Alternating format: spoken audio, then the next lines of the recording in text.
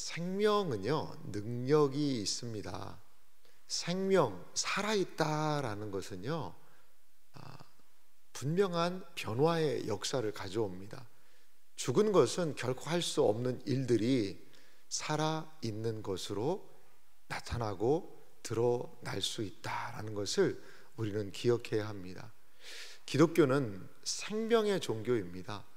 생명의 역사가 일어나서 마치 밀가루에 넣는 누룩이 전체를 부풀게 하듯이 생명의 역사가 일어나서 많은 사람, 많은 인생들에게 변화의 역사를 가져왔다는 것을 우리는 기독교 역사를 통하여서 알 수가 있습니다. 오늘 우리가 읽은 사도행전 7장의 스데반의 설교는요, 사도행전에서 가장 긴 설교입니다. 사도 바울이 했던 설교보다도요, 이 스데반이 한 설교가 상당히 깁니다. 그리고 이 내용이 방대하기 때문에 이게 과연 무엇을 이야기하는 설교냐, 사람들이 참 규정하기가 쉽지가 않은 것 같아요. 이번 한 주간 스데반의 설교가 우리 한 주간을 열고 있는데요, 이 53절까지 진행되는 이 스데반의 긴 설교는 과연 무엇을 이야기하고 있는지 우리가 함께 살펴보면 좋겠습니다. 스데반의 설교에 등장하는 사람들이 이름이 많이 있습니다만 크게 한 4사람 정도가 등장을 합니다. 오늘 우리의 본문에 나와 있는 아브라함이 등장을 하고요, 그 다음에 야곱의 이름도 살짝 나옵니다만 중심은 요셉입니다. 요셉이고요. 그 다음에 내일 살펴보겠습니다만 모세가 등장을 하고요, 그리고 다윗과 솔로몬이 등장을 해서 총 4명의 큰 사람을 중심으로 이 역사를 기술하고 있는 것을 볼 수 있습니다. 스데반은 단순하게 역사를 기술하는 것, 유대인도 다 아는 이야기 아닙니까? 유대인들은 아브라함 얘기 더 잘할 거예요. 단순한 역사를 기술하는 것이 스데반의 목적은 아닙니다. 그런데 우리가 하나 이 7장을 시작하면서 알아야 될 사실이 있어요. 왜 스데반이 설교를 하게 되었냐는 거죠. 스데반의 이 고발 사건이 등장을 합니다. 사도행전 6장에 보면 이제 교회의 첫째 어려움이 찾아오거든요. 그것은 구제 문제입니다. 구제 문제. 이 서로 히브리파 유대인과 헬라파 유대인이 자기가 수시의 구제에 빠졌다, 그런 서로의 원망이 생깁니다. 그래서 헬라파 유대인의 과부들이 매일 구제에 빠지니까 히브리파 사람들은 원망한 거죠. 그러면 이게 구제 문제잖아요. 사도들이 아이고 미안하다, 우리가 전체를 봐야 되는데 성도들 많아지고 이걸 못 봤다, 그러면 더 구제 잘하겠다, 이렇게 하면 좋잖아요. 근데 사도들은 이 문제를요 매우 중요하게 봅니다.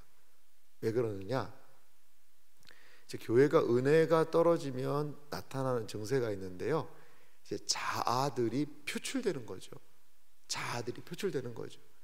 지금까지 하나님의 은혜를 받으면 은혜가 이 하나님의 영광을 계속해서 드러냈다는 거죠. 근데 이제 하나님의 영광을 드러내는 것이 아니라 자기들의 불만과 원망들이 이제 표출되기 시작하는 겁니다. 그럼 이거는 은혜의 공동체에서 무엇인가 변화가 생겼다라는 것을 사도들이 감지를 한 겁니다. 그래서 6장을 우리가 잘 알지만 무슨 얘기하죠? 우리는 뭐 하겠다? 오로지 기도하는 일과 말씀 사역에 힘쓰겠다라고 얘기하고 7명의 집사를 세우는 거 아니에요. 7명의. 구제가 사실 문제였다면, 구제하는 것 자체가 문제였다면 그것만 해결하면 됩니다. 그리고 똑같이 하면 되죠. 근데 사도들은 그거를 그렇게 단순하게 보지 않았어요. 이거는 몸된 공동체에 분명히 문제다. 우후죽순 자아들이 막 일어나는 겁니다. 우리는 이 문제, 구제 문제 해결하면 아마 다른 문제가 터졌을 거예요. 그거는 본질에 대한 처방은 아니라는 거죠. 아하, 말씀과 기도로 돌아가야 되겠구나. 그것을 리더십들이 결정을 하고, 그리고 교회가 어떻게 해야 돼요? 어떻게 하죠? 더 새로워졌다는 거죠. 7명 중에 1명으로 세워진 스데반이라는 사람이 놀라운 표적과 역사를 하는 것을 볼 수가 있습니다. 그런데 6장 12절에 보니까 백성과 장로와 서기관들을 충동시켜 와서 잡아가지고 공회에다가 스데반을 세웁니다. 스데반에 대한 죄명이 뭐냐, 고발의 내용이 뭐냐, 13절입니다. 6장 13절인데요. 거짓 증인을 세우니, 거짓 증인을 세워서 말합니다. 이르되 이 사람이 이 거룩한 것과 율법을 거슬러 말하기를 마지 아니하는도다. 거의 스데반의 모습을 보면 공회에 서셨던 예수님이 하셨던 모습과 너무나 흡사합니다. 예수님도 거짓 증인을 세워서 거짓 증언을 하게 했거든요. 똑같아요. 그런데 그 거짓 증언의 내용이 무엇입니까? 이 거룩한 곳과 율법, 두 가지입니다. 스데반의 문제의 핵심은 무엇이냐? 이 거룩한 곳, 성전이죠. 성전과 율법을 거슬렀다라는 거죠. 그러면 스데반은 이제 어떠한 주제를 이야기해야 될까요? 이 두 가지입니다. 성전에 관한 것, 또한 율법에 관한 것에 대하여 설명하면서 그가 얼마나 성전에 대한 깊은 이해가 있는지를 드러낼 것이고, 그리고 또한 율법의 이해가, 율법에 대한 바른 이해가 무엇인지를 스데반은 분명히 보여주어야 했다라는 거죠. 7장 1절에 보면 대제사장이 이르되 이것이 사실이냐? 과연 내가 성전과 율법을 거슬러 말하였느냐? 이것을 대제사장은 묻고 있다라는 겁니다. 그러면서 스데반의 이야기가 이루어지고 있는데요. 7장 2절 말씀 보면 스데반이 이르되 여러분 부형들이여 들으소서. 우리 조상 아브라함이 하란에 있기 전 메소포타미아에 있을 때에 영광의 하나님이 그에게 보여라고 말씀하면서 아브라함을 시작으로 스데반의 긴 설교가 시작되는 것을 볼 수가 있습니다. 여러분, 아브라함이 하는 가장 중요한 핵심이 무엇일까요? 그것은 아브라함은 땅입니다. 땅에 대한 거죠. 그래서 4절에도 보니까 아브라함이 갈대아 사람의 땅을 떠나 하란에 거하다가 그의 아버지가 죽음에 하나님이 그를 거기서 너희 지금 사는 이 땅으로 옮기셨느니라. 이 땅으로 옮겼다는 거죠. 지금 우리가 살고 있는 이 땅으로 갈대아 우르에서 옮기셨다라고 이야기를 해요. 그런데 하나님이 땅을 바로 주지 않으세요? 5절은 이어서 말하는데요. 그러나 여기서 발붙일 만한 땅도 유업으로 주지 아니하시고 다만 이 땅을 아직 자식도 없는 그와 그의 후손에게 소유로 주신다고 뭐 하셨다는 거죠? 약속하셨으며. 아브라함은 땅을 얻지 못했습니다. 사람 무덤 정도 샀나요? 그런데 그와 그의 후손에게 주겠다고 하나님이 뭐 하셨다는 거죠? 약속을 하셨다는 거죠. 그리고 이 자손들은 이제 애굽으로 가서 430년 동안 괴롭힘을 받게 된다는 것을 말씀하시고 7절이 중요한데요. 7절 또 이르시되 종 삼는 나라를 내가 심판하리니 그 후에 그들이 나와서 이곳에서 나를 섬기리라 하시고, 종 삼는 나라를 하나님이 심판을 하시고 이곳에서 다시 와서 그들이 나를 섬기리라. 자, 섬긴다는 것은 어떤 뜻이 있을까요? 제사 지내는 거죠. 다른 말로 예배 드리는 거죠. 성전은 뭐 하는 곳이죠?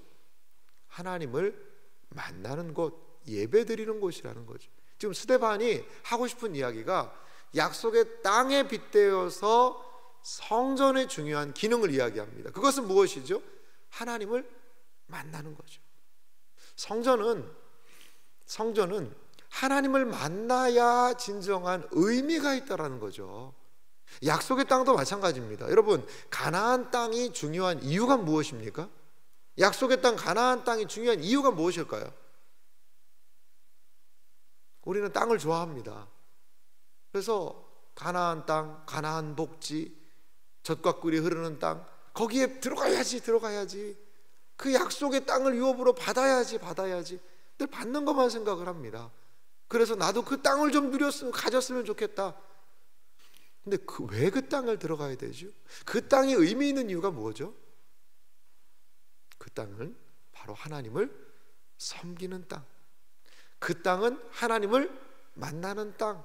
지금 땅과 성전이요, 같이 놓여 있다는 거죠. 같이.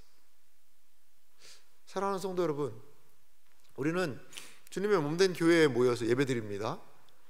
우리가 모이는 가장 중요한 이유는 뭘까요? 어떤 사람들이 많이 모여서 교세를 자랑하고 그 모인 힘으로 사람들이 관심을 갖는 일들을 해서 주목을 받고, 그러면 그것이 교회의 역할은 아닙니다. 교회가 할 일은 무엇입니까? 예배를 통하여 하나님의 백성들이 하나님을 만나는 거죠. 그것이 교회의 생명력입니다. 하나님과의 만남이 없습니다. 회심의 경험이 없습니다. 중생하지 못합니다. 그리고 거듭남의 경험이 없고 성화가 이루어지지 않고 그냥 사람들이 모이기만 하는 것을 자랑한다면, 그것은 스데반이 지금 지적하고 있고 스데반이 문제를 제시하고 있는 유대인들의 성전 중심의 죽은 종교의 모습이라는 거죠. 제사장은 더 엄격한 복장을 입고 더 높은 자리에서 그 율법사들과 더불어서 더 종교성을 가지고 사람들 앞에 서 있습니다. 그런데 그들이 지내는 제사에는 하나님과의 만남이 없어요.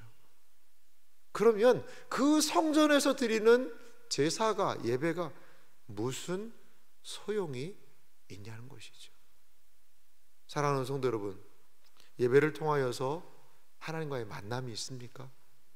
기도할 때에 하나님이 주시는 뜨거운 마음이 있습니까? 기도할 때에 내 기도가 하나님 앞에 상달된다라는 마음의 확신을 갖고 계십니까? 그것이 우리가 살아있는 생명 공동체로서 하나님을 섬기고 하나님과의 만남이 이루어지는 가장 중요한 모습이라는 거죠. 아브라함을 통하여서 약속의 땅을 유업으로 받는 것의 의미, 왜 약속의 땅이 의미 있는지를 성전에 빗대어 이야기를 했다면, 이제 9절부터 보면 요셉에 대한 이야기를 해요. 9절 말씀 보니까요, 여러 조상이 요셉을 시기하여 애굽에 팔았더니 하나님이 그와 함께 계셔. 우리는 요셉 하면 어떤 생각을 떠올리십니까? 그 요셉의 위치를 좀 생각을 하게 되는 것 같아요. 아버지 집에 있을 때는 채색 옷을 입었습니다. 그런데 애굽에 종살이를 가서 보디발의 집에 종이 되었죠. 감옥에 가서 옥살이를 했죠. 그러다 나중에 뭐가 됐습니까? 여러분, 총리가 됐습니다. 끝까지 순종하면 하나님이 이렇게 우리의 위치와 자리를 변화시키실 것입니다. 그래요, 그것도 일리가 있습니다. 일리가 있어요. 그런데 오늘 성경 말씀을 이 스데반의 핵심 사상과 연결해서 요셉 이야기를 보면, 지금 스데반은요, 요셉이 어떤 위치에 있었냐, 야, 총리 대단하다, 뭐 그런 이야기를 하고자 하는 것은 아닌 것 같아요. 요셉에게 있어서 가장 중요한 것은 무엇입니까? 오늘 9절 하반절에도 있죠. 하나님이 그와 함께 계셔. 요셉이요, 아버지 집에서 채색 옷을 입고, 그리고 또한 종살이를 하고 감옥에 갇히고 총리가 되고, 요셉의 위치, 포지션은 변화가 돼요. 그런데 요셉에게 있어서는 이거는 그렇게 많이 중요한 건 아니라는 거죠. 이제 우리는 그걸 관심을 갖죠. 우리는 자리에 대한 관심이 있잖아요. 인간의 욕망이. 근데 요셉을 볼 때는 그게 중요한 게 아니라는 거죠. 요셉이요, 어느 때 형통했을까요? 오늘 창세기 39장 내용을 한번 잘 살펴보시기 바랍니다. 요셉이 어느 때 형통했다고 성경이 기록할까요? 요셉이 애굽의 총리가 됐을 때 하나님이 그와 함께 하셔서 형통하게 하셨더라, 그런 말이 기록되지 않았습니다. 보디발의 집에서 종살이를 할 때 하나님이 그와 함께 하셨고 하나님이 형통하게 하셨대요. 옥살이를 하는데요, 전옥이 요셉에게 그 모든 옥에 대한 재반 업무를 맡기고 하나님이 그와 함께 하셨고 형통하게 하셨다, 이렇게 성경이 표현하고 있습니다. 종살이 하는데 형통하게 하시고요, 옥살이 하는데 형통하게 하세요. 그러니까 여기서 중요한 게 뭐죠? 하나님과 함께 한다는 거죠. 함께. 우리는 항상 포지션을 중요하게 생각하는데 오늘 스테반은 그게 아니라 하나님과의 만남이 있으면 위치가 중요하지 않다라는 거예요. 낮은 위치면 거기에서 하나님을 만나서 순종하면 된다는 거예요. 하나님이 높은 위치 주시면 거드름 피우지 말고 교만하지 말고 그 위치에서 하나님과 함께 순종하면 된다는 거예요. 지금 무엇을 보여주고 있습니까? 종교 지도자들의 포지셔닝, 위치 싸움, 자리 다툼, 거기에서 교만하게 걸고 하는 그 모습이 아니라 하나님과의 만남. 율법의 가장 중요한 기능이 뭐죠? 율법은요, 사람을 새롭게 합니다. 하나님의 사람으로 만들기 위한 거예요. 진정한 하나님의 사람은 어떻게 만들어집니까? 하나님과의 만남을 통하여. 요셉을 요셉되게 하는 것은 하나님이 그와 함께 하심, 하나님과의 만남, 그것을 통하여서요, 막 수다스럽게 이야기하기 좋아하는 사람이요, 입을 다뭅니다. 그 겸손하게 하나님과 동행하는 거죠. 여러분, 삶의 진정한 변화는 어디에서 발생합니까? 하나님과의 만남에서 결정한다는 거예요. 나 스스로예요, 나 중심적으로 굳건하게 무엇인가를 연구해서 하나님 잘 믿는 그러한 사람이 되어야 되겠다? 불가능합니다. 여러분, 얼마나 고통스러운지 몰라요. 예배에 은혜가 없고요, 기도에 은혜가 없는데 어떻게 그리스도인으로 살 수가 있겠습니까? 내 노력으로요, 내 양심적으로 살면 그리스도인으로서 살 수 있다고요?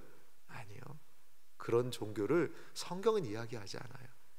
요셉이 하나님과 함께 있음에, 하나님과 만날 때 거기에서 역사가 일어나고 거기에서 사명이 발견되고 거기에서 삶을 감당할 에너지와 힘, 그것이 하나님과의 만남을 통하여 이루어지게 되더라는 것입니다. 사랑하는 이 새벽을 깨우는 성도 여러분, 온라인을 통하여 또 이 현장에 함께 모여 이 새벽을 깨우는 모든 성도 여러분, 껍데기만 붙잡으면 안 됩니다. 껍데기만 붙잡으면 결코 신앙생활에서 만족과 행복을 경험할 수 없어요. 여러분, 우리 언제 신앙생활하면서 기쁨이 있었나요? 최근에 언제 신앙생활하면서 하나님이 주시는 은혜에 만족하며 감사하며 기뻐했나요? 여러분, 우리를 좀 돌아봐야 합니다. 어떤 분이 참 재밌는 얘기를 하세요. 요즘에 그리스도인의 모습이 뭐냐, 꼭 갑각류 같대요. 갑각류 그리스도인을 이야기를 해요. 갑각류가 뭐죠? 이 뼈가요, 갑각류는 이 갑옷을 입은 것처럼 뼈가 바깥에 있는 그런 생물들입니다. 참 독특하죠. 우리는 뼈가 살 안에 있는데 그 갑각류는 뼈가 바깥에 있어요. 그게 뭐죠? 우리가 좋아하는 그 개 있죠. 개, 바닷가에 사는 개. 이게 갑각류거든요. 딱딱한 껍질 속에 부드러운 살이 있죠. 그거예요. 다른 사람이 보기에는 딱딱한 무엇인가가 있는 것 같은데요, 속에는 부들부들, 그러니까 딱딱 딱딱한 껍질로, 형식으로요, 그 속살을요 간신히 보호하는 듯한 신앙생활. 형식에 얽매여서 그 안에서 무엇인가를 하는 것 같지만 그 안에는 참된 기쁨, 만족을 상실한 그리스도인의 모습을 갑각류 그리스도인이다, 이렇게 책에 소개한 것을 볼 수 있었습니다. 갑각류 그리스도인에 대해 오늘 갑각이 돼버린 성전의 모습, 그냥 형식적인 준수가 돼버린, 하나님을 사람을 만들기보다 형식적인 준수에 그치고 있는 율법의 모습을 스데반은 말하고 있는 것이죠. 사랑하는 성도 여러분, 예배를 통해 하나님 만나면 그것보다 큰 은혜가 없어요. 기도할 때 하나님이 내 기도를 들어주시는구나라는 그 은혜의 감격이 있는 것, 그것보다 감사한 일이 없잖아요. 기도할 때 하나님이 나와 함께 하신다는 것이 경험된다면 뭐가 두렵겠어요? 뭐가 무섭겠어요? 힘있고 용감하고 담대하게 나아갈 수 있는 힘은 하나님과의 만남, 거기에 있다는 사실을 믿으시기 바랍니다. 그래서 죽은 종교가 아니라, 죽은 형식이 아니라 하나님과의 만남, 하나님의 사람으로 변화받음이 우리의 신앙의 삶 가운데 넘치시기를 주님의 이름으로 축원합니다.